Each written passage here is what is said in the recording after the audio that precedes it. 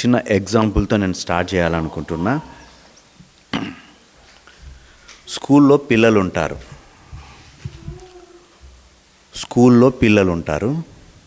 10th class exams అనుకుందాం. స్కూల్లో పిల్లలు అందరూ బాగా చదివే వాళ్ళే ఉంటారా? కొంతమంది డల్ స్టూడెంట్స్ ఉంటారు, కొంతమంది బాగా చదివే వాళ్ళు ఉంటారు. అలాంటప్పుడు ఎగ్జామ్ రాస్తారు, లాస్ట్కి ఫైనల్ ఎగ్జామ్ రాస్తారు, 10th క్లాస్ ఎగ్జామ్స్ రాస్తారు. రాసిన తర్వాత ఒక 1 మంత్కి రిజల్ట్స్ వస్తాయి. బాగా రాసినోడు రిజల్ట్స్కి ఎదురు చూస్తాడు. కొద్దిగా అటు ఇటు రాసిన పిల్లలు ఉంటారే, వాళ్ళు ఏం చేస్తారు? వాళ్ళు ఎలా ఉంటారు? రిజల్ట్ ఏమొస్తుందో ఏమో, మార్కులు తక్కువ వస్తాయేమో, లేకపోతే నేను ఫెయిల్ అవుతానేమో అన్నటువంటి ఆలోచనలతో ఉంటారు.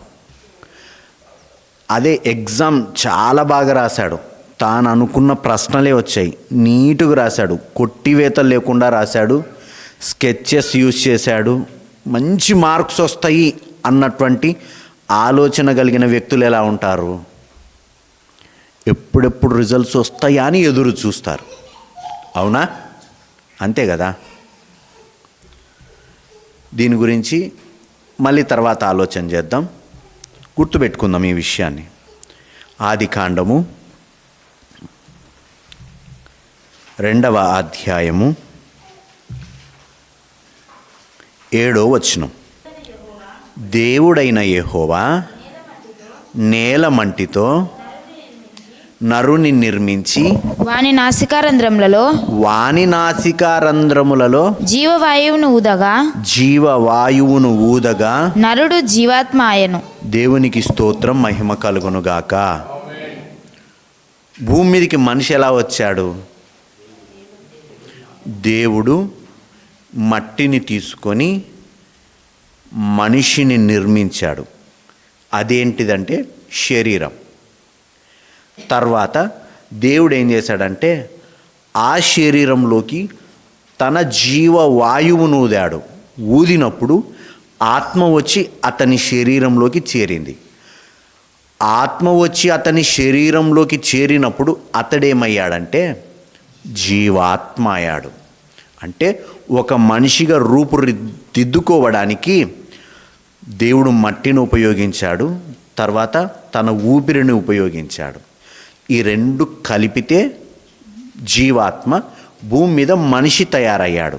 అంటే ఇది మట్టి శరీరం, లోపలుంది దేవుని ఆత్మ. ఎప్పుడైతే ఈ మట్టి శరీరంలో నుండి దేవుని ఆత్మ బయటికి వెళ్ళిపోతుందో అప్పుడేం జరుగుతుంది అంటే అప్పుడు వచ్చేదే మరణము. మరణం అంటే ఏంటిదంటే మట్టి శరీరంలో నుండి జీవం కలిగిన దేవుడు తన ఆత్మ నుంచాడే ఆ ఆత్మ బయటికి వెళ్ళిపోవడాన్ని మరణము అంటారు. అయితే యోహాను సువార్త 11వ అధ్యాయము 11వ వచనం. ఆయన ఈ మాటలు చెప్పిన తర్వాత మన స్నేహితుడైన లాజరు నిద్రించుచున్నాడు. మన స్నేహితుడైన లాజరు ఏం చేస్తున్నాడు? నిద్రించుచున్నాడు. చాల్మా, అక్కడ లాజరు గారు చనిపోయారా, బ్రతికారా? నిజంగానే నిద్రపోతున్నాడా? మనం అనుకునే నిద్ర. చనిపోయాడు. చనిపోతేనే అతన్ని పాతి పెట్టారు. ఒక చిన్నటి రాయి అడ్డం పెట్టి పాతి పెట్టడం జరిగింది. భూమి మీద కొన్ని నిద్రలు ఉంటాయి. ఉదాహరణకు టైం వేస్ట్ చేయకుండా సమయం దొరికితే నిద్రపోయే వాళ్ళు ఉంటారు. అట్లా బయట తిరిగి వస్తారు, వెంటనే అట్లా పడుకుంటారు. పడుకొని ఉంటారు అంతే. చిన్న శబ్దమైన వెంటనే లేచి కూర్చుంటారు, కానీ పడుకొని ఉంటారు. దాన్ని ఏం నిద్ర అంటారు? కోడి నిద్ర అంటారు. కోడి కూడా అంతే, ఒక కళ్ళు మూసుకొని ఉంటుంది అంతే. శబ్దమైతే వెంటనే తిరిగి లేచి చూస్తుంది. అలా మనిషి కూడా ఊరికే పడుకుంటాడు, కానీ నిద్రపోయినాడు, కానీ నిద్రపోయినట్టు పడుకొని ఉంటాడు. దీన్ని ఏమన్నారు? కోడి నిద్ర అన్నారు. తర్వాత కొంతమంది నిజంగానే రాత్రి అయితే నిద్రపోయే వాళ్ళు ఉన్నారు, నిద్రపోయి పగటికి లేచేవారు ఉన్నారు. అది సాధారణ నిద్ర. ఇంకొన్నిసార్లు మనిషికి ఎప్పుడైనా ఆపరేషన్స్ చేసేటప్పుడు ఎనెస్థీషియా ఇస్తారు, మత్తు మంది ఇస్తారు. మత్తు మంది ఇచ్చినప్పుడు అతడు ఇంకొంతసేపు ఆ మత్తు తగ్గేంత వరకు నిద్రపోతాడు. అదొక రకమైన నిద్ర. కొంతమంది ఎక్కడైనా కింద పడ్డమో లేకపోతే అపస్మారక స్థితిలోకి, కోమాలోకి వెళ్తారు. వాళ్ళు కొన్ని రోజులు నిద్రపోతారు, మళ్ళీ తర్వాత మేల్కొచ్చిన వాళ్ళు ఉన్నారు, చనిపోయిన వాళ్ళు ఉన్నారు. అదొక రకమైన నిద్ర. ఈ నిద్రలన్నిటికీ ఒక హెడ్, బాస్, అదొక నిద్ర ఉంది. ఆ నిద్రలోకి వెళ్తే ఇంకా తిరిగి రారు, తిరిగి శరీరం పని చేయదు. అలాంటి ఒక నిద్ర ఉంది. ఆ నిద్ర పేరేంటంటే మరణము. మరణం అనేసరికి అందరికీ భయం అనిపిస్తుంది.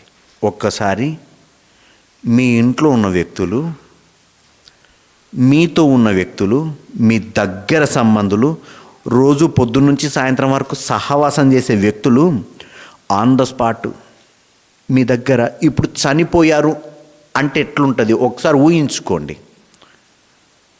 తల్లో, తండ్రో, భర్తనో, భార్యనో, పిల్లలో ఇప్పటికిప్పుడు చనిపోతే మనిషికి మనసుకు ఏమనిపిస్తుంది? సరే, బాధ అనిపిస్తుంది. ఎందుకు ఇలా జరిగింది? కొంతమంది ఈ సందర్భాల్లో దేవుణ్ణి దూషించే వాళ్ళు కూడా ఉంటారు.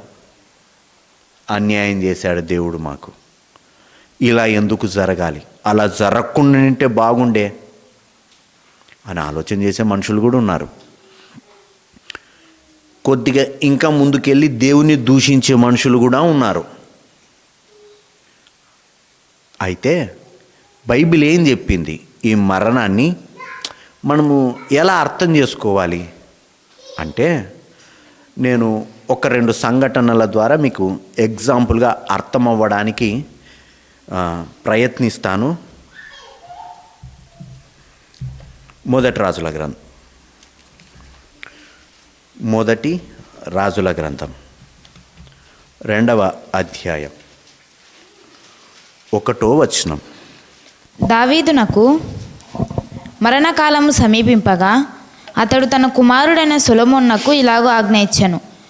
లోకులందరూ పోవలసిన మార్గమున నేను పోవుచున్నాను, కాబట్టి నీవు ధైర్యం తెచ్చుకొని నిబ్బరము కలిగి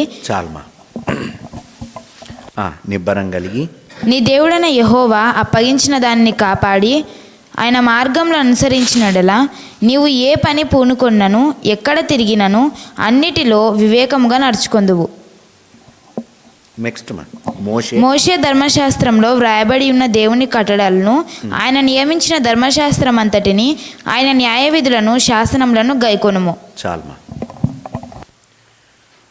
దావీదు మహారాజు మరణకాలం సమీపించింది, తాను చనిపోతున్నాడని గుర్తెరిగి తన పిల్లలతో చెప్తున్న మాట. అతడు తన కుమారుడైన సొలొమోనుకు ఇలాగూ ఆజ్ఞ ఇచ్చెను. ఏమని ఆజ్ఞ ఇచ్చాడంటే, లోకులందరూ పోవలసిన మార్గమున నేను పోవుచున్నాను. ఇదేం కొత్త కాదు, వింత కాదు. భూమి పుట్టినప్పటి నుండి, భూమి మీద మనిషి పుట్టినప్పటి నుండి ప్రతి మనుషునికి కలుగుతున్నది. అదే రూట్లో నేను వెళ్తున్నాను. అయితే నా కుమారుడా సొలొమోను, నిబ్బరం కలిగి ఉండు, ధైర్యము కలిగి ఉండు, భయపడొద్దు, బాధపడొద్దు. నాన్న నువ్వు వెళ్ళిపోతే నాకెవరు తోడు, నాకెవరుంటారు? ఇన్నాళ్ళు నువ్వు నా చేయి బట్టి నడిపించావు, నాకు మార్గం చెప్పావు, ఇది కరెక్టు, ఇది తప్పు, ఈ మనిషి అలాంటోడు, ఈ మనిషి ఇలాంటోడు, జాగ్రత్తగా బ్రతుకు కొడక, మనము దేవుని యందు భయభక్తులు కలిగి ఉండాలని చెప్పావే, ఈరోజు నువ్వు వెళ్ళిపోతున్నావు, నా పరిస్థితి ఏంది? నన్ను చేయి పట్టి నడిపించేవారు నాకెవరుంటారు అని ఒకవేళ సొలొమోను ఇలాంటి ఆలోచనకు వస్తాడని 3వ వచనంలో చూస్తే, నీ దేవుడైన యెహోవా అప్పగించిన దాన్ని కాపాడి ఆయన మార్గములను అనుసరించిన ఎడల నీవు ఏ పని పూనుకొనినను ఎక్కడ తిరిగినను అన్నిటిలో వివేకముగా నడుచుకొందువు. మోషే ధర్మశాస్త్రములో వ్రాయబడి ఉన్న దేవుని కట్టడలను, ఆయన నియమించిన ధర్మమంతటిని, ఆయన న్యాయ విధులను, శాసనాలను గైకొనుము అని చెప్పాడు. చచ్చిపోయేటప్పుడు తండ్రి కుమారునికి ఆస్తిపాస్తులు ఇస్తలేడు. యెరూషలేంలో ఈ ప్రాంతంలో నేను రాజుగా ఉన్నా, నెక్స్ట్ రాజ్యం నీదే, ఎట్టయినా ఏలుకో అని ఇష్టానుసారమైన మాటలు చెప్పడంలే. దేవుడు అనుగ్రహించిన ఆజ్ఞల ప్రకారం బ్రతుకు. ఈయన అన్న మాట ఏంటంటే, లోకులందరూ వెళ్తున్నారు, అదే రూట్లో నేను వెళ్తున్నా, అదే మార్గంలో నేను వెళ్తున్నా, నువ్వు భయపడొద్దు, ధైర్యం గుండు. అందుకని ఆయన అన్న మాట ఏంటంటే, మోషే నియమించిన ధర్మశాస్త్రము, శాసనాలు, ఆజ్ఞలున్నాయే, వాటి ప్రకారం బ్రతికితే నువ్వెక్కడ ఏ పనికి పూనుకున్నా నీవు విజయం సాధిస్తావు అని చెప్పాడు. ఎంత ధైర్యమైన మాటలు చెప్తా అన్నాడు. మనకే గనక రేపొద్దున మరణం ఉంది అని తెలిసిందనుకో, గుండె ఎంత స్పీడ్ కొట్టుకుంటుంది.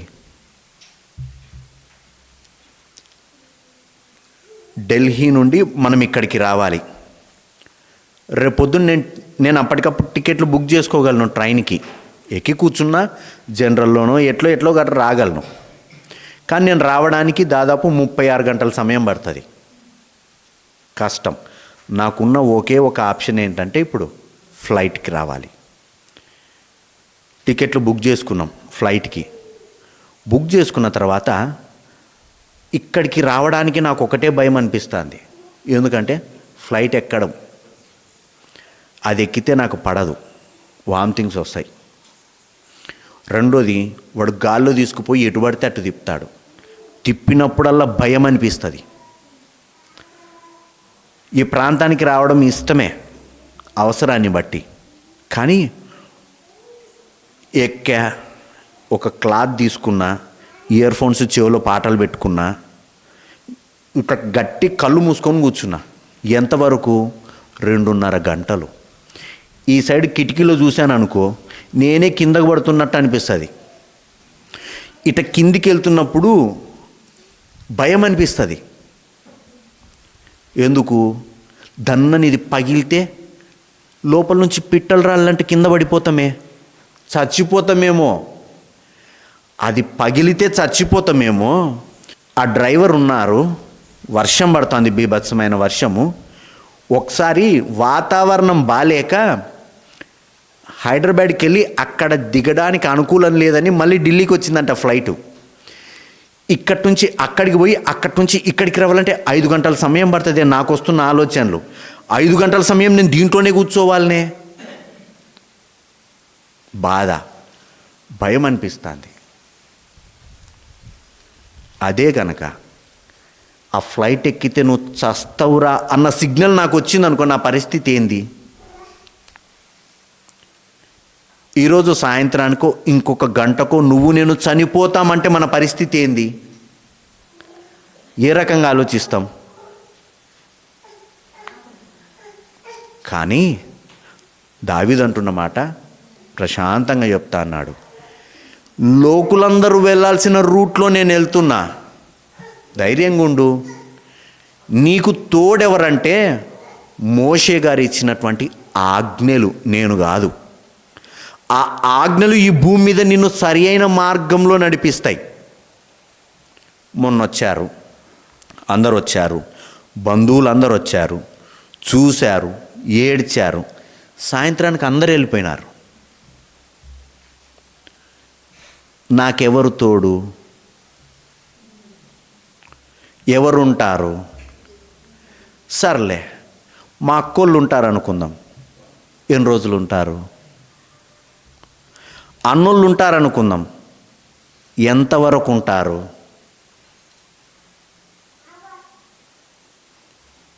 యోహాను సువార్త 14వ అధ్యాయంలో అంటాడు. అప్పుడు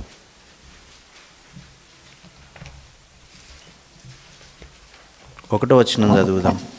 మీ హృదయంను కలవరపడనీయకుడి. మీ హృదయాలను కలవరపడనీయకుడి. నేను వెళ్ళిపోతాను. ఆ దేవుడు అంటున్నమాట. నేను 3 దినములు అక్కడ ఉన్నటువంటి సమాధిలో ఉంటాను, తిరిగి లేస్తాను, నేను తండ్రి యొద్దకు వెళ్తానంటే కిందున్నోళ్ళకు క్వశ్చన్ మార్కులు ఏర్పడినాయి. నువ్వు ఇంతవరకు ఉన్నావు కాబట్టి నీతో పాటు తిరిగాము, అద్భుతాలు చేసుకుంటూ బ్రతికాము. నీవే వెళ్ళిపోతే మా పరిస్థితి ఏంది? నీ వెళ్ళిపోతే మా పరిస్థితి ఏంది అంటే అప్పుడు అంటాడు, మీ హృదయాలను కలవరపడనీయకుడి అని చెప్పి దేవుని యందు విశ్వాసం ఉంచుచున్నారు. 16వ మీరు నన్ను ప్రేమించిన ఎడల నా ఆజ్ఞలను గైకొందురు. నెక్స్ట్ నేను తండ్రిని వేడుకొందును. నేను తండ్రి యొద్దకెళ్ళి తండ్రిని వేడుకుంటాను. మీ యొద్ద ఎల్లప్పుడూ నుండుటకై. మీ దగ్గర ఎల్లప్పుడూ ఉంటాడు ఆయన. ఆయన వేరొక ఆదరణకర్తను పంపిస్తాడు. అనగా స్వత స్వరూపియగు ఆత్మను మీకు అనుగ్రహించును. దేవునికి స్తోత్రం, మహిమ కలుగును గాక. పరిశుద్ధాత్మ దేవుడు మీ యొద్దకు వస్తాడు.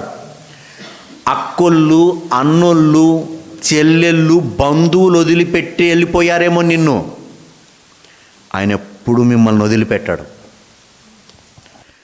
మీరు వదిలిపెట్టాలనుకున్నా కూడా మిమ్మల్ని వదిలిపెట్టకుండా ఆయన మీలో నివాసం చేస్తాడు.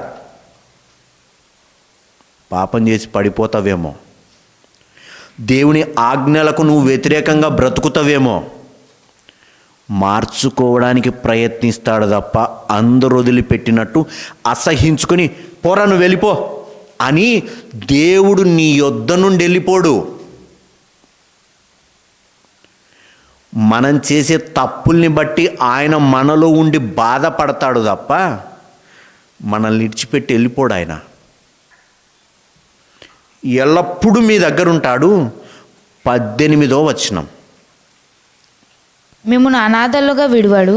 అందరు వదిలిపెట్టినట్టు మిమ్మల్ని వదిలిపెట్టడానికి ఆయన వచ్చి లేడు. నేను పంపే వ్యక్తి పరిశుద్ధాత్మ దేవుడు మిమ్మల్ని అనాథలుగా వదిలిపెట్టాడు. దేవుడు అంటున్నమాట. ఈ భూమి మీద నీకు నాకు ఎవ్వరూ లేకపోవచ్చు. ఉన్నోళ్ళు కాలం చేయొచ్చు. కాలం చేసిన తర్వాత నీ దగ్గర ఎవరు ఉండకపోవచ్చు. ఎప్పుడైతే నువ్వు నీళ్ళలో మునిగొచ్చి యేసయ్యా నీవే నా జీవితం మీద అధికారివి అని నిర్ణయం తీసుకున్నావో, పరిశుద్ధాత్మ దేవునికి నీవు నేను ఒక ఆలయమైనాం. పరిశుద్ధాత్మ దేవుడు నివసించే స్థలాలుగా మనం మారాం. ఈ ఆలయాన్ని వదిలిపెట్టి ఆయన వెళ్ళడు. ఈ భూమి మీద ఆస్తిపాస్తులుంటే బంధువులు ఎక్కువైతారు. మంచి సొమ్ములుంటే స్నేహితులు ఎక్కువైతారు. కార్లు, బంగ్లాలు, బిల్డింగులు ఉంటే ఊర్లో ఉన్న ప్రాంత ప్రజలకు నీవు స్నేహితుడు అవ్వచ్చు. అవన్నీ పోయిన దినాన్న రోడ్డు ఎక్కు, ఫోన్ చేసి చూడు నీ బంధువులకు. ఫోన్లు ఎత్తారు. ఎందుకంటే నీ పరిస్థితిని గుర్తెరిగి ఇప్పుడు గనక నేను ఫోన్ ఎత్తాననుకో నా సహాయం అడుగుతాడు. సహాయం నేను చేసినా తిరిగి తీర్చడానికి అతని దగ్గర ఏమీ లేదే, ఇస్తాడన్న నమ్మకం లేదు నాకు అని నీ ఫోన్లు ఎత్తకపోవచ్చు. నువ్వు కనబడినా కనబడనట్టు, నిన్ను చూసి చూడనట్టు తిరగొచ్చు. నువ్వు వద్దనుకున్నా పరిశుద్ధాత్మదేవుడు మనల్ని వదిలిపెట్టిపోడు. ఇంత కొద్ది గొప్ప మాటలు ఏం కావాలి చెప్పు? ఇంత కొద్ది గొప్ప ధైర్యము మనకేం కావాలి? మనుషుల్ని ఆశ్రయిస్తాం మనం. ఆ మనిషి ఉంటే నాకు సపోర్ట్ అండి, ఆ మనిషి ఉంటే నాకు బలం అండి. ఏ మనిషినైతే నువ్వు నేను ఆశ్రయిస్తామో అదే మనిషి మనల్ని నట్టేట ముంచిపోతాడు. అయితే గీతే దేవుణ్ణి నువ్వు నేను మోసం చేయగలమేమో, కానీ దేవుడు మనల్ని పిలిచిన తర్వాత మోసం చెయ్యడు. అది దేవుని లక్షణం కాదు. దావీదు గారు అన్నారు, నేను చచ్చిపోతున్నా, నువ్వెట్ట బతుకుతావో ఏమో, ఓ నా కొడక అని పట్టుకొని ఏడ్చినోడు కాదు. లోకులందరూ వెళ్ళే మార్గంలో నేను వెళ్తున్నా, ధైర్యంగా ఉండు. నీకు ధైర్యం రావాలంటే మోషే గారు రాసిచ్చినటువంటి ధర్మశాస్త్రాన్ని పాటించు. అది నీకు ధైర్యాన్ని ఇస్తుంది, ఈ భూమి మీద బ్రతకడానికి బలాన్ని ఇస్తుంది, శత్రువుల నుండి నిన్ను కాపాడడానికి కంచె వేస్తుంది. అలాంటి ధర్మశాస్త్రం, దేవుని వాక్యాన్ని పట్టుకొని ఈ భూమి మీద బతుకు అని ఆ కాలంలో కొన్ని వేల సంవత్సరాల క్రితమే దావీదు గారు తన కొడుక్కి చెప్పాడు. సొలొమోను ఉన్నాడు. సొలొమోనుకు అన్న ఉన్నాడన్న విషయం మీకు తెలుసా? సొలొమోను గారి అన్న పేరు చెప్పండి ఎవరైనా. చనిపోయాడు, అతనికి పేరు పెట్ల. 12వ అధ్యాయం 2వ సమూయేలు గ్రంథము 12వ అధ్యాయము 16వ వచనం. యెహోవా అమ్మా, ఉరియా భార్య దావీదునకు కనిన బిడ్డను మొత్తినందున అది బహు జబ్బు పడెను. దావీదు ఉపవాసముండి లోపలికి పోయి రాత్రి అంతయు నేలపడి ఉండి బిడ్డ కొరకు దేవుని బతిమాలగా ఇంటిలో ఎన్నిక అయిన వారు లేచి అతనిని నీళ్ళ నుండి లేవనెత్తుటకు వచ్చిరి, కానీ అతడు సమ్మతింపక వారితో కూడా భోజనం చేయక ఉండెను. సొలొమోను యొక్క అన్న, ఇంకా అప్పటికి సొలొమోను గారు పుట్టలేదు. ఉరియాకు బిడ్డ పుట్టాడు. ఉరియా గారి భార్య బత్షెబకు బిడ్డ పుట్టారు. ఎవరి ద్వారా అంటే దావీదు ద్వారా. బిడ్డ పుడితే దేవుడు ఆ అబ్బాయిని మొత్తాడు. మొత్తగా ఆ అబ్బాయికి జబ్బు వచ్చింది, ఆరోగ్యం బాలేదు. అప్పుడు దావీదు ఏం చేశాడంటే 17వ వచనంలో చూస్తే, దావీదు ఉపవాసం ఉండి లోపలికి పోయి రాత్రంతయు నేలపడి ఉండి బిడ్డ కొరకు దేవుని బతిమిలాడుకున్నాడు. ఇంటిలో ఎన్నికైన వారు పెద్ద పెద్దోళ్ళు అందరూ వచ్చి అతన్ని నేల నుండి లేవనెత్తుటకొచ్చిరి, కానీ అతడు అతన్ని సమ్మతింపక వారితో భోజనం చేయక ఉన్నాడు. అబ్బాయికి ఆరోగ్యం బాలేకపోతే లోపలికి వెళ్ళి ప్రార్థన చేస్తున్నాడు దావీదు. వచ్చి, అయ్యా ఎన్నాళ్ళని ఇలా ఉంటావు, భోంచేద్దురండి అని పిలిస్తే కూడా వాళ్ళ మాటను అంగీకరించక దేవుని దగ్గర ప్రార్థన చేస్తున్నాడు ఉపవాసం ఉండి. 18వ వచనంలో చూస్తే, 7వ దినమున బిడ్డ చావగా, జబ్బుబడిన బిడ్డ చనిపోయాడు. ఈ 7 రోజులు ఉపవాసం ఉండి ఏడిస్తే 8వ రోజు బిడ్డ చచ్చిపోతే ఎట్లుంటుంది? 7వ దినాన బిడ్డ చనిపోయాడు. ఇప్పుడు ఈ మనిషి ఏమనాలి? ప్రవ్వా, 7 రోజులు ఉపవాసం ఉండి నీ దగ్గర ప్రార్థన చేస్తే నా ప్రార్థనను అంగీకరించకపోతివే, ఇలాంటి దేవుడు నాకెందుకు? ఇలాంటి దేవుడు నాకు కావాల్సింది, నాకు నచ్చింది నా యొద్ద నుండి తీసేసినప్పుడు, వద్దు ప్రభు అది నాకు ఇయ్యని నేను అడిగినప్పుడు, ఇవ్వనప్పుడు నాకెందుకు ఈ దేవుడు అవసరమా? ప్రార్థన చేసుకోను, వాక్యం చదువుకోను, అసలు నీ దగ్గరికి ప్రార్థన చేయడానికే నాకు మనసు వస్తలేదు, దూరం ఉందమనిపిస్తుంది అని దేవునిపైన అసహ్యాన్ని తెచ్చుకునే వ్యక్తులు ఉన్నారు. దేవునిపైన కోప్పడే మనస్తత్వం కలిగినటువంటి మనస్తత్వాన్ని తయారు చేసుకునే మనుషులు ఉన్నారు. చాలామందిని చూసాము. ఎక్కడైనా యాక్సిడెంట్ అయ్యి చనిపోతే, అయ్యో భూమి మీద ఇంతమంది ఉండగా ఈయన్నే తీసుకుపోవాలనా, ఈయనకు తెలుదు, ఆయనకు తెలుదు దేవునికి ఇంతగా వీళ్ళనే తీసుకుపోవాలని. 150cc, 200cc, 300cc, ఇంత పెద్ద సీసీల బండి ఎవడు కొనియమన్రి? సైలెన్సర్లు పెద్ద పెద్ద పొగ్గొట్టాలు పెట్టుకొని డుడ్డు అని పోతా అంటే కిందున్న వ్యక్తులు, వింటున్న వ్యక్తులకే గుండె నొప్పి వచ్చేలా ఉన్నాయే. అంతగా పెట్టియడానికి పైన ఎక్స్ట్రా యాక్సెసరీస్కి నిన్ను పైసలు ఎవడివ్వమన్రి? మినిమం ఎక్స్లేటర్ నొక్కితే అది 40 to 50 వెళ్తుంది. అవి మన ప్రాంతాలకు తగవని నీకు తెలియదా? నిన్నెవడు కొనివ్వమన్రి? కోనిస్తివి. డివైడర్కు గుద్ది చచ్చా. దానికి దేవుడా బాధ్యుడు? అన్యాయం చేశాడు దేవుడు, నాకు నన్ను మోసం చేశాడు. ఎన్ని మాటలు! 18వ వచనం చూస్తే, 7వ దినమున బిడ్డ చావగా బిడ్డ ప్రాణముతో ఉండగా మేము అతనితో మాట్లాడినప్పుడు అతడు మా మాటలు వినకయుండెను. ఇప్పుడు బిడ్డ చనిపోయెనని మనము అతనితో చెప్పిన ఎడల తనకు తాను హాని చేసుకునునేమో అనుకొని దావీదు సేవకులు బిడ్డ చనిపోయెనన్న సంగతి అతనితో చెప్పవెరచిరి. అయితే దావీదు తన సేవకులు గుసగుసలాడుట చూచి బిడ్డ చనిపోయెనన్న సంగతి గ్రహించి, బిడ్డ చనిపోయెనా అని తన సేవకులను అడుగగా వారు చనిపోయాడు అని చెప్పారు. అర్థమైంది అనుకుంటా. అక్కడ జరుగుతున్న సిచ్యువేషను, బ్రతికి ఉన్నప్పుడే ఇతడు మా మాటిని లేదు, చనిపోయాడు బిడ్డని తెలిస్తే ఇతడు తనకు తాను హాని చేసుకుంటాడేమో అన్నటువంటి మైండ్ సెట్లో కిందున్నోళ్ళు ఉండగా దావీదు ఏం చేశాడంటే 20వ వచనంలో, అప్పుడు దావీదు నేల నుండి లేచి స్నానము చేసి తైలం పూసుకొని వేరు వస్త్రములు ధరించి యెహోవా మందిరంలో ప్రవేశించి మ్రొక్కి తన ఇంటికి తిరిగి వచ్చి భోజనము తెమ్మనగా వారు వడ్డించిరి. అప్పుడు అతడు భోజనం చేశాను. అది దావీదు గారికి మరణం పట్ల ఒక క్లారిటీ ఉంది అంటున్నా. ఏంటా క్లారిటీ?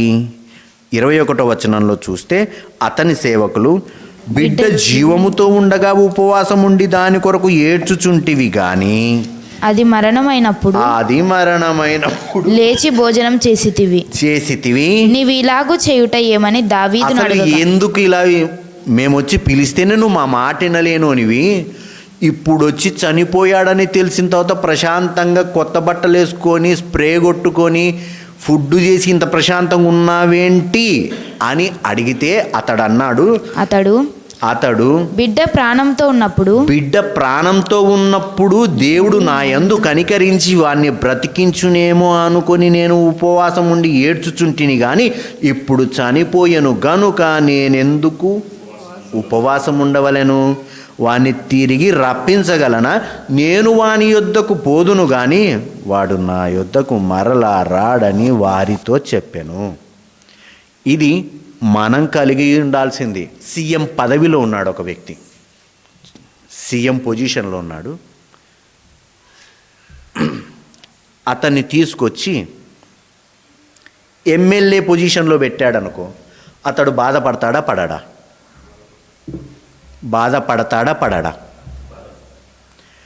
ఎమ్మెల్యే నుండి ఇంకా తక్కువ స్థాయికి వార్డు మెంబరో సర్పంచో చేశారనుకో అతని పరిస్థితి ఎట్టుంటుంది?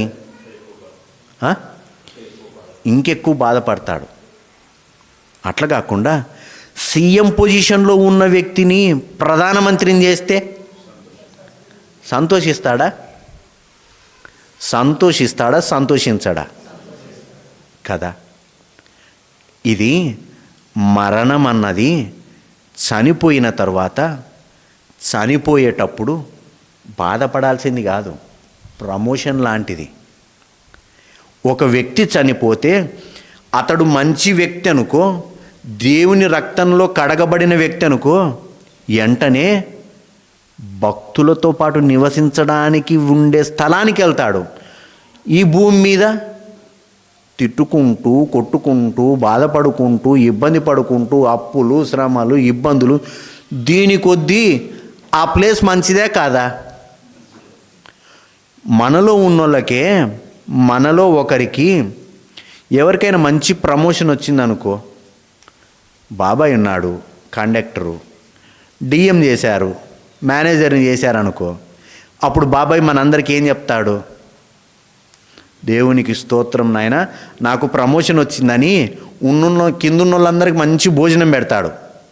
అవునా కాదా?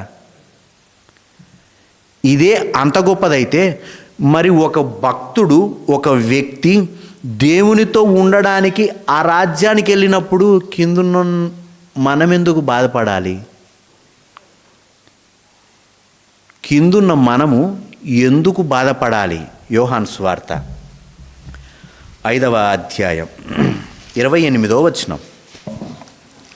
దీనికి ఆశ్చర్యపడకుడి, ఒక కాలం వచ్చుచున్నది, ఆ కాలమున సమాధులలో ఉన్నవారందరూ ఆయన శబ్దము విని మేలు చేసిన వారు జీవ పునరుత్థానమునకును, కీడు చేసిన వారు తీర్పు పునరుత్థానమునకును బయటికి వచ్చెదరు. చాలు. ఒకనొక రోజు ఉంది, అప్పుడు మంచోళ్ళంతా పరలోకానికి వెళ్తారు, చెడ్డవాళ్ళంతా కీడు చేసే స్థలానికి వెళ్తారు. ఇప్పుడు ఈ వ్యక్తి, చనిపోయిన వ్యక్తి నీ దృష్టిలో మంచోడు అనుకుందాం. మరి అతడు దేవుని దగ్గరికి వెళ్ళాడు కదా, పరదైసుకి వెళ్ళాడు కదా, భూమి మీద ఉండడం కంటే అది మంచి ప్లేస్ కదా. మళ్ళీ వెళ్ళినప్పుడు నీకు నాకు బాధ ఎందుకు అని అడుగుతా అన్న. మన ఇంట్లో ఉన్న పిల్లలకు, తల్లిదండ్రులకు మనము ఒక మాట చెప్దాం. నేను చనిపోయినప్పుడు నువ్వు ఏడవద్దు, నేను చనిపోయినప్పుడు ఒక ఇంచు కూడా బాధపడవద్దు. ఎందుకంటే నేను చనిపోతే దేవుని యొద్దకు వెళ్తా, బ్రతికాననుకో మీ యొద్ద ఉంటా, దానికి మీరు చింత చేయాల్సిన అవసరం ఏంటి అని మనము మన కుటుంబంతో చెప్పుకుందాం. మరణం గురించి ఒక అవగాహన కలిగి ఉండాలి. ఎందుకంటే మరణము ప్రభువు నమ్మిన తర్వాత వచ్చిన మరణము అది మంచిది, చాలా మంచిది. ఫిలిప్పీలకు రాసినటువంటి పత్రిక, ఫిలిప్పీ 1వ అధ్యాయం 21వ వచనం. నా మట్టుకైతే బ్రతుకుట క్రీస్తే, చావైతే లాభము. లాభమంట. తిక్కు అయినా ఏమైనా పౌలు అంత తలకాయ పని చేస్తలేదు, చావు నాకు లాభం అంటున్నాడేంది? బ్రతుకుటైతే మీతో పాటు బ్రతుకుతా, చచ్చాననుకో నాకు చాలా లాభము, ధన్యత, నాకు అది గొప్పది అని కోరుకుంటున్నాడు. ఎందుకంటే నేను ఈడ చస్తే వెంటనే భక్తులను చూస్తా, భక్తులతో పాటు కలిసి ఉంటా. అబ్రహాం, ఇస్సాకు, యాకోబులను నేను చూస్తాను, వాళ్ళతో కలిసి నేను మాట్లాడతాను. ఒకానొక రోజు పరలోకానికి వెళ్తాను. తండ్రి యొద్ద మీకు నిమ్మి హృదయాలను కలవరపడనీయకుడి, అనేక నివాసములు కలవు అని ఏదైతే చెప్పబడిందో ఆ స్థలములో నేను తండ్రితో పాటు నివసిస్తాను. ఇంత గొప్పదాన్ని పట్టుకొని ఈ భూమి మీద మనుషులతో పాటు నివసించేదే గొప్పదనుకొని బ్రతికితే క్రైస్తవునికి అర్థంగాక చేస్తున్న పని. మరణము క్రైస్తవునికి చాలా గొప్పది. ఈ లోకంలో ఉన్న మనుషులతో సంబంధాన్ని కోల్పోయి భక్తులతో సంబంధాన్ని కలిగి ఉండేది. లూకాసు వార్త 16వ అధ్యాయం 19వ వచనం. ధనవంతుడు ఒకడు ఉండెను. అతడు ఊదారంగు బట్టలను, సన్నపు నార వస్త్రములను ధరించుకొని ప్రతిదినము బహుగా సుఖపడుచుండువాడు. లాజరు అని ఒక దరిద్రుడుండెను. వాడు కురుపులతో నిండిన వాడై ధనవంతుని ఇంటి వాకిట పడి ఉండి అతని బల్ల మీద నుండి పడు రొట్టె ముక్కలతో ఆకలి తీర్చుకొనగోరెను. అంతేకాక కుక్కలు వచ్చి వాని కురుపులను నాకెను. చాల్మా, మనకు తెలిసిన సందర్భమే ఇది. లూకాసు వార్త 16వ అధ్యాయము 19వ వచనం నుండి 26, 31 వచనాల వరకు మనకు తెలిసిన సందర్భమే. ధనవంతుడు ఉన్నాడు, అతని కింద పనిచేసే ఒక వ్యక్తి ఉన్నాడు. అతని పేరు లాజరు, అతని పేరు దరిద్రుడు అని పేరు రాయబడింది. ఈ వ్యక్తి అట ఒళ్ళంతా కురుపులు ఉన్నాయంట, ట్రీట్మెంట్ కూడా చేయించుకోవడానికి లేక అట్లే పడి ఉంటే అతని కురుపులను కుక్కలు నాకాయట. ఆ పొజిషన్ అర్థం చేసుకోండి.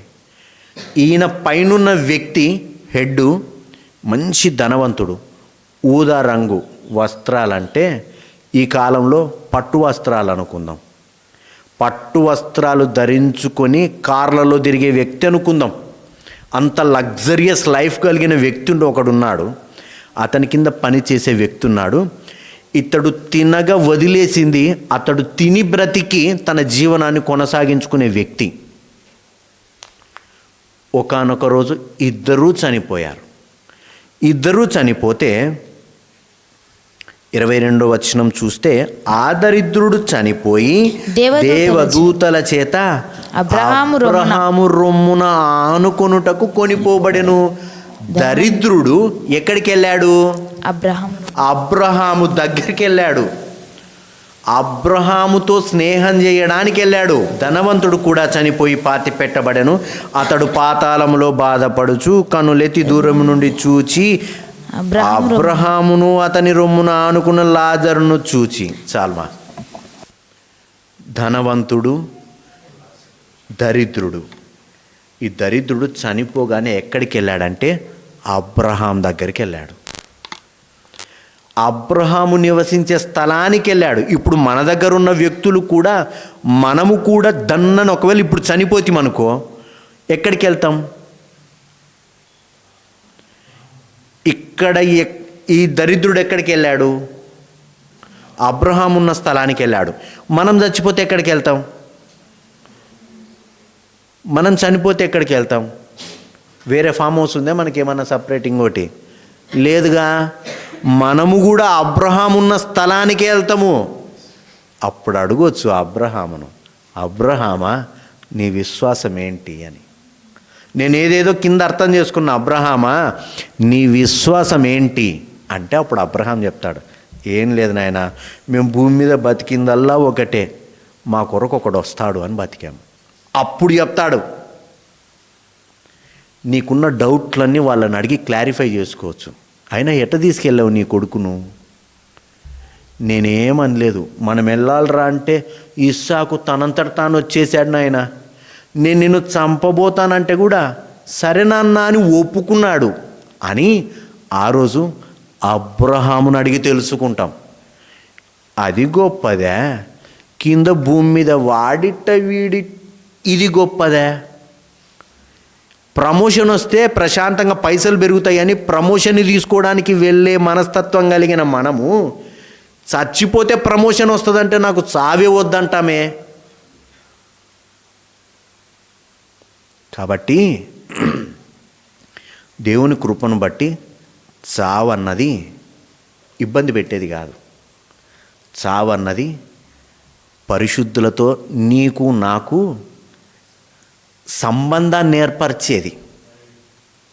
ఒకానొక రోజు మనం చనిపోతే ఆ రోజు అప్పుడు గనక పరదైసులో ఉంటే భక్తులతో కలిసి మాట్లాడతాం, కలిసి ఉంటాం, కలిసి దేవుని స్తుతిస్తాం.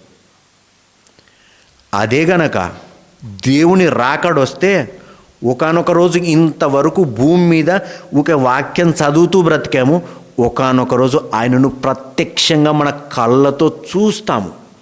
ఆహా, నువ్వు ఇట్లున్నవా, నేను ఏదో అనుకున్నా, మీరిట్లున్నారా అని ఒకానొక రోజు ప్రత్యక్షంగా ఆయననిట తాకి మళ్ళీ మాట్లాడేటువంటి జీవితం ఉంది. అది ఎక్కడ స్టార్ట్ అవుతుంది అంటే మరణంతో స్టార్ట్ అవుతుంది. వద్దా మరి? అది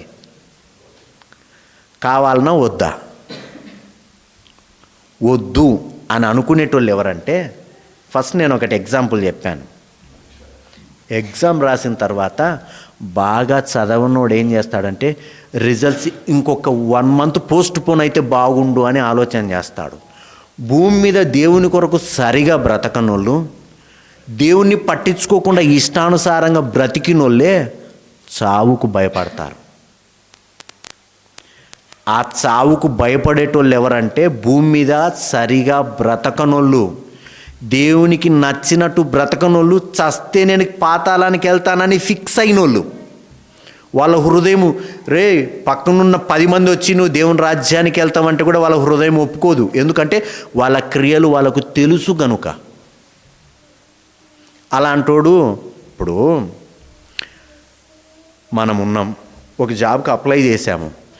మన కొద్ది మార్కులు, మంచి మార్కులు వచ్చిన వాళ్ళు 10 మంది ముందున్నారు. 10 మందిని కాదని నీకు ఉద్యోగం వస్తుందా? ఇప్పుడు రాదు. తెలిసిన నువ్వేం చేస్తావు? ఇంటర్వ్యూకే అటెండ్ కావు, అనవసరంగా టైం వేస్ట్ అనుకొని.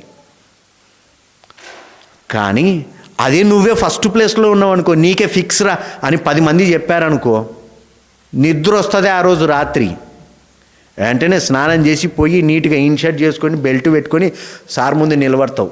ప్రతి క్వశ్చన్కు సమాధానం చెప్పి వెంటనే సైన్ చేసి జాబ్ లెటర్ ఇంటికి తీసుకొని వచ్చి వెంటనే ఫోటో కొట్టి వాట్సాప్లో స్టేటస్ పెడతావు. అంత గొప్పగా ఆలోచిస్తున్నాం మనము. పరిశుద్ధుల దగ్గరికి వెళ్తాము అన్న ఆలోచన ఉన్నప్పుడు ఇక్కడనే బ్రతకడానికి ఎందుకు ఆలోచన కలిగి ఉంటాము? దావీదు మహారాజు అన్నాడు, ఏమన్నాడు? లోకులందరూ వెళ్తున్న మార్గం అన్నాడు. అదే తాను చనిపోయే స్థితిలో అన్నమాట. తన కొడుకు చనిపోయేటప్పుడు ఏమన్నాడు? అయితే నేను వాని దగ్గరికి వెళ్ళగలను కానీ వాడు నా దగ్గరికి రాడు అన్నాడు. భక్తులకు మరణం అంత బాగా అర్థమయ్యింది. అందుకే వాళ్ళను నా హృదయానుసారులు అన్నటువంటి పేరు ఇచ్చాడు. బైబిల్ చదువుతాం, యేసు ప్రభుల వారు చనిపోయి తిరిగి లేచి పునరుత్థానమున 3వ రోజున తిరిగి లేచాడన్న విషయం మనకు తెలుసు కదా.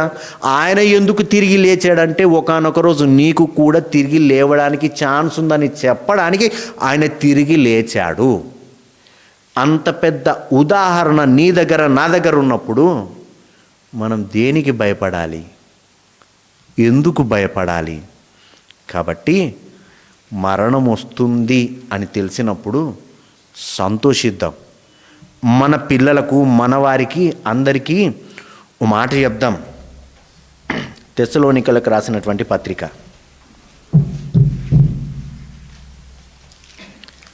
1 తెస్సలోనికయులకు రాసినటువంటి పత్రిక 4వ అధ్యాయము 13వ వచనం. సహోదరులారా, నిరీక్షణ లేని ఇతరుల వలె మీరు దుఃఖపడకుండు నిమిత్తము నిద్రించుచున్న వారిని గూర్చి మీకు తెలియకుండుట మాకు ఇష్టం లేదు. చాల్మా, ఏంటి నిరీక్షణ?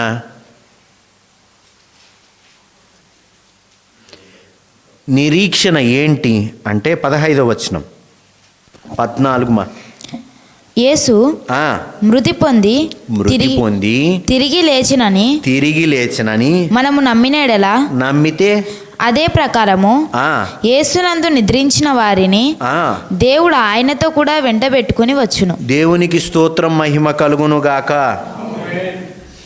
16వ వచనం, ఆర్భాటముతోను ప్రధాన దూత శబ్దముతోను దేవుని బూరతోను పరలోకం నుండి ప్రభువు దిగి వచ్చును. క్రీస్తునందుండి మృతులైన వారు మొదట లేతురు. ఆ మీదట సజీవులమై నిలిచి ఉండు మనము వారితో కూడా ఏకముగా ప్రభువును ఎదుర్కొనుటకు ఆకాశ మండలమునకు మేఘముల మీద కొనిపోబడుదుము. ఇంత కొద్ది నీకు నాకు భరోసా ఇచ్చేటోళ్ళు ఎవరున్నారు? నేను ఒక 10,000 ఇస్తా అని చెప్పాను మీకు. నేనే అప్పుల్లో ఉన్నాను అనుకో, మీకు 10,000 ఏమి ఇవ్వగలను? కానీ జీవం కలిగిన దేవుడు చెప్పాడు, ఒకవేళ మీరు కనుక ఇంకా ఈ భూమి మీద నివసిస్తున్నారనుకో, నివసిస్తున్నప్పుడు నేను రాకడతో వస్తే మీరు నాతో పాటు ఎత్తబడతారు, మనమందరం కలిసి మేఘాల మీద వెళ్ళిపోతాం అని చెప్పాడు. నేను చెప్పిన మాటలు కాదు కదా, బైబిల్లో వ్రాయబడిన మాటలు. వీటిని నమ్మితే నీకు నాకు ఒక నిరీక్షణ ఉంటుంది. ఆయన తిరిగి వస్తాడు, నన్ను తీసుకెళ్తాడు. వీటిని నమ్మనప్పుడు ఈ భూమి మీద బాధపడుతూ భయపడుతూ బ్రతుకుతాం. చావు వస్తుందంటే వద్దు, ఇంకొన్ని రోజులు బ్రతికితే బాగుండు అనుకుంటాం. ఇంకా నేను ఇక్కడే ఉండాలన్న ఆలోచన కలిగి ఉంటాం. ఎందుకు? సంపాదించుకోవడానికో, లోకంలో ఉన్న సుఖభోగాలను అనుభవించడానికో, ఏదో తెలియదు. వాళ్ళ ఆలోచన తీరు దేవుని యొక్క నిరీక్షణను నమ్మదు అంటున్నా. వాటిపైన ఆధారం కలిగిన వ్యక్తులు, వాటిపైన మాటలపైన, దేవుని మాటలపైన ఆధారం కలిగిన వ్యక్తులు, ఆధారపడే వ్యక్తులు మరణాన్ని నాకు మంచిది అనుకుంటారు. వాళ్ళు ఏడవరు. మరణం వస్తుందని తెలిస్తే సంతోషిస్తారు. మరణం వస్తుందని తెలిస్తే ఆనందిస్తారు. ప్రమోషన్ వచ్చినోడు బయటికి వెళ్ళి స్వీట్లు పంచుతాడు, ఇంట్లో ఏడ్చుకుంటూ కూర్చోడు.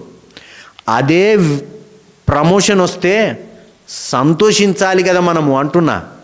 బాధపడాల్సిన అవసరత లేదు. ఇది బైబిల్ మరణం గురించి చెబుతున్నటువంటి వివరణ.